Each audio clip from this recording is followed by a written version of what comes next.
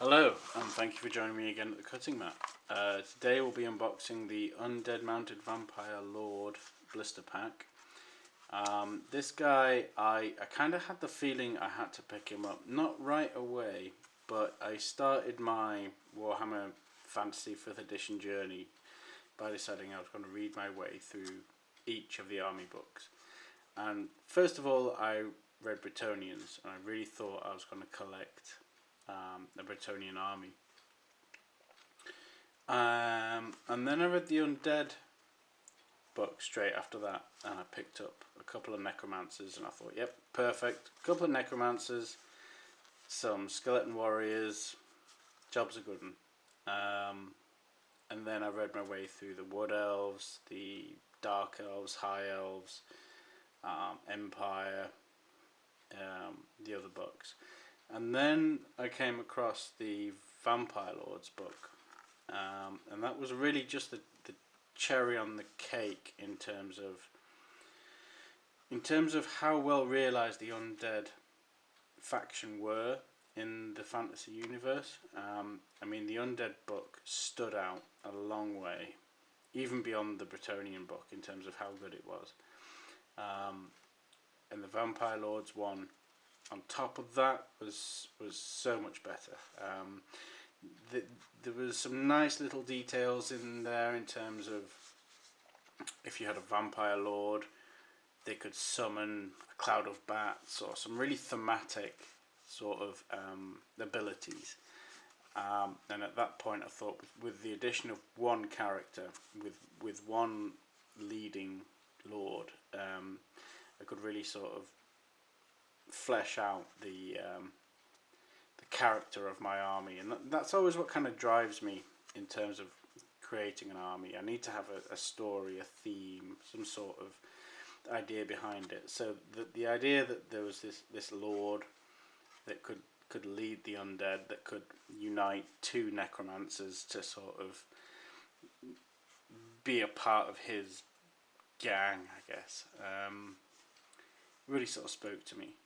So at that point, I thought, yep, I'll buy in, and I'll search on eBay. So I think I got this for about £12, £15.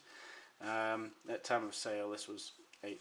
So with inflation on top, that's not too bad. So I'm looking forward to getting this guy opened, painted up, at the head of my army with his dire wolves that you saw me unbox on the previous video.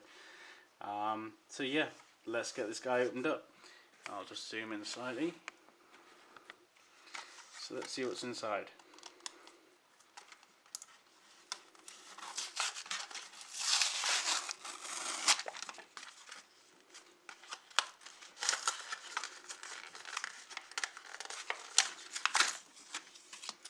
So at the back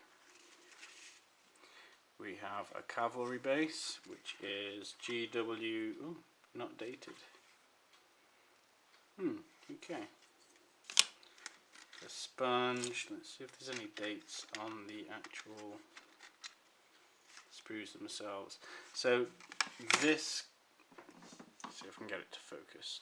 This guy I'm really looking forward to painting, simply because if you do a pale flesh base coat with sort of a purple wash over the top, and then a dry brush of pale flesh, it gives this sort of ghostly, evil, infected, almost undead vibe to the miniature, which is really cool and really easy to pull off. The red armour with the gold highlights will equally sort of stand out from the contrast of his face. So I'm looking forward to trying that. No dates so far.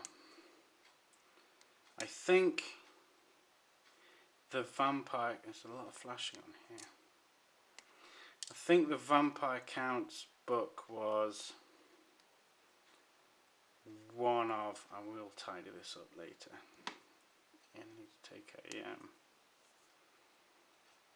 a file or some clippers to this. But I think the Vampire Counts might have been the last 5th edition book that was released. I don't know if Dogs of War came after. I'm currently reading the Dogs of War Army book, and it is good. But the Vampire Counts one really stood out to me. So you can see some anchor points there to help the gluing. Some nice flat surfaces. I really like the early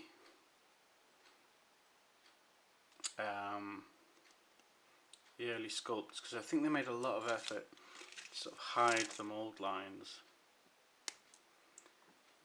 Something that I think 6th edition was a lot less conscious of.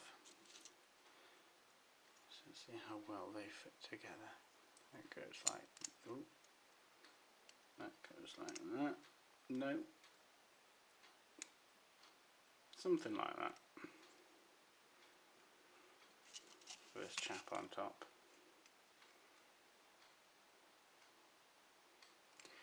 And of course an additional cape, because a cape is very important.